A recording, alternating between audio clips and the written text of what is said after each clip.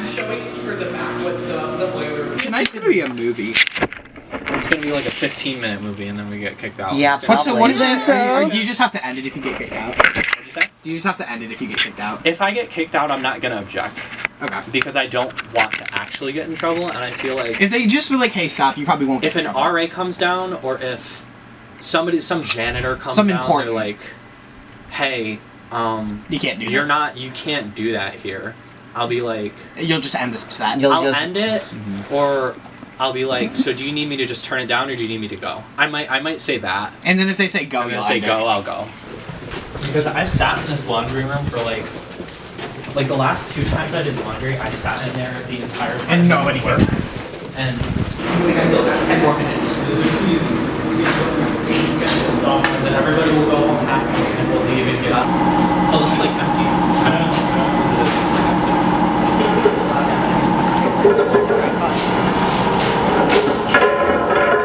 Look like such a business woman.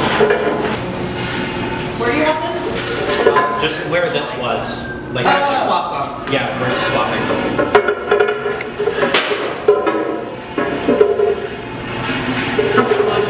When is it? March like 23rd, I think. Okay, so not spring break. Yeah, so I got all the time. No, spring break I'm going to Ohio because I'm going to the Stadium Series. Oh yeah, you are. You mentioned. Yeah. 21 Violence. $2,000 laptop. I don't want to drop it. No. It should leave one light on. Yep. Yeah. Nice. That's way better. That's so much better. Do not lay on the laundry machine. If somebody comes in here, they're gonna be like. Everything said about me, it's just things said about me. It's just Literally. What?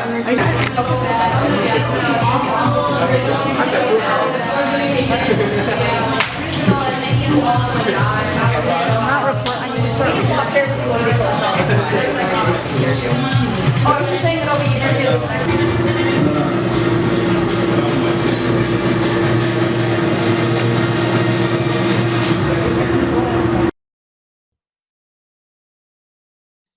Should I introduce myself as Abby or Abby4KT? Yes. Anything. Okay. So my name is Abby. When I DJ, I'm under the stage name Abby4KT.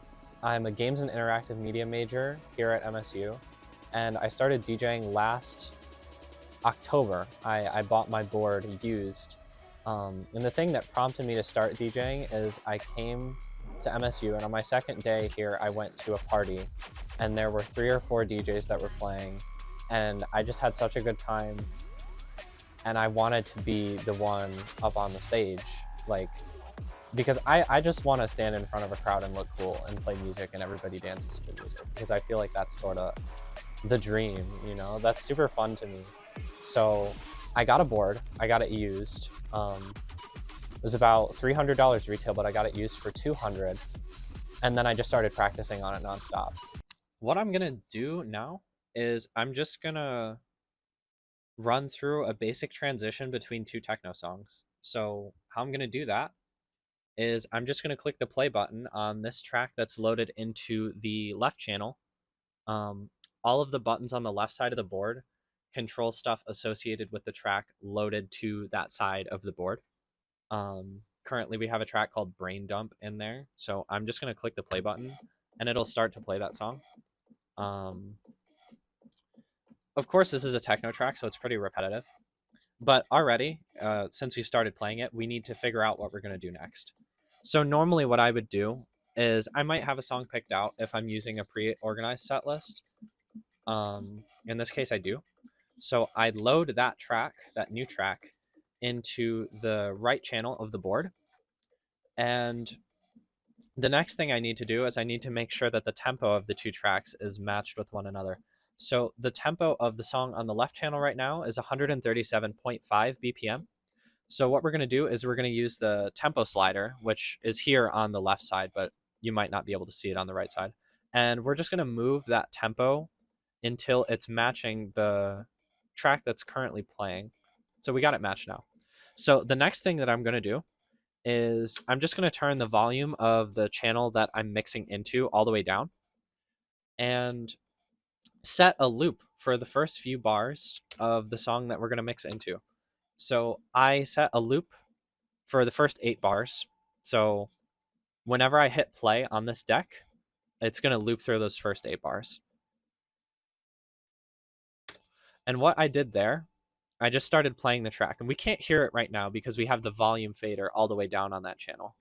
But just because I started playing it doesn't mean it's aligned up with the tempo of the previous song. So what we're going to use to do that is we're going to use the jog wheel here, and we're going to move it around left and right until these lines for the BPM of the track are in line with one another. And now that they are, we can start transitioning between the 2 tracks. So to do that, I'm going to start cutting off some of the higher frequencies in the track that's currently playing. And on beat, we're going to introduce some of those higher frequencies in the next track. And you might not be able to hear it right now, but I'm slowly bringing it in. And I'm going to do that a little more here. You can't really hear it because of the speakers we're using, but I swapped out the bass drums for the kick. So now the kick is playing from the right channel track instead of the left channel track. So to finish off the transition, we're going to slowly start to fade out the left channel track. And this is a pretty simple transition. Most transitions will generally be like more complicated than this. Now that we've hit a sort of break point or a quiet part in the left channel track, this would be a good time to end the loop on the right channel and slowly fade out that left channel a little more. So now we fully transitioned between the left channel track and the right channel track. And that's a general baseline for simple DJ transitions that techno artists will use, techno DJs. It's been a bit hard to manage school and DJing at the same time, but I've made it work, I feel like, pretty well. And I've also been able to fit in some extracurriculars as well. I'm on the team of people who manage the Rhythm Games Club at MSU, and that's been really fun. I knew about the club before I even got here to MSU, that it was something that I wanted to join, but I didn't expect to get on the e-board team for it. So that's been really fun. I'm the secretary. So what I do is I help organize events, and I also manage the social media profiles for Rhythm Games Club. We play music-based video games, but it's a little bit more interesting than that. The reason we have a club for it in general is because the games we play are normally exclusive to the arcade. And because of that, they require arcade-style controllers to play, which are very expensive. But you can play the games at home if you have a controller. And some of the people on the club, or in the club, they have these controllers, and we bring them to let other people use. So it's kind of just a collective meeting, and we share our high-end gaming setups for each other to use, so we don't all have to buy them. I've been interested in DJing for a long time. I've had a lot of online friends that have been into it, and I've wanted to get into it for years, but in my hometown of Flushing, a small town just outside of Flint, it's mostly just older people, and there's not really any scene for anything like this.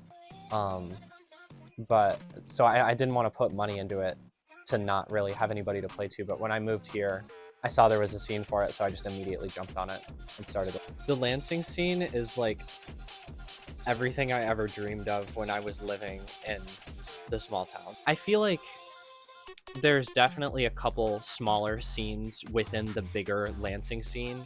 The two that I really find myself in the most are the DJ scene, which is considerably a little smaller, I think. And then there's also just rock and punk and emo bands. And I would consider that the sort of other half. But regardless of which scene we're talking about, I find myself enjoying both the music and interacting with the people, not only in the bands, but that come to the shows. Everybody is always super nice and accepting of one another, and It's really nice. Everybody, there's a really big sense of community. I actually started learning how to DJ by contacting one of my best friends online. He lives in Ohio right now. His name is Caden, and he's been DJing for a few years. He was one of the people that really got me interested in it to begin with, and again before I moved to Lansing. So I contacted him one day after I bought the board. I was like, guess what? I bought a DJ board. Now teach me. And he just jumped on it immediately. He was super excited that I bought one. So we spent like a couple hours in a Discord call, and then after that I was just off on my own and I started to learn. He taught me the basics, and then I just went from there. People might not necessarily think of DJing as an art, and I don't really think of myself as a super pretentious person particularly, but I'm the type of person that does think that pretty much anything can be art if you make it art, or not even necessarily make it art. But if I were to describe myself as an artist in relation to DJing, I would probably describe myself as an artist that building a progressive energy throughout my set that pulls the listener in, and then by the end of the set I'm able to use that energy that I've generated to put the listener onto things that they've never experienced before, be that genres, artists, or different sounds that people might not typically be into, but I'm into. So I want to introduce those people to music or genres that might not be accessible necessarily. But when I can get a crowd engaged in music that they already know, and then slowly pivot over to, say, some more intense stuff that resonates with me, they start to feel that connection because we've slowly ramped up the energy to get there. And that is probably my favorite part of DJing, when I can get a crowd to engage with music that really resonates with me, that I don't normally see people listening to or talking about. I really like to focus on heavier and intense sounds that really make you feel like the sound around you is almost attacking you in a way, and you're like withstanding the hurricane force winds of bass. That sounds stupid, but I don't know. I think it's pretty fun. Yeah. I tend to DJ the type of set that I would want to hear, which I'm sure is what most DJs do, but it's really fun to be able to make art in the way that you want to hear other people make it. Because when I listen back to my sets, the recordings of the things that I've done, I can really, I don't know, I can create what I want to hear, I guess. Yeah.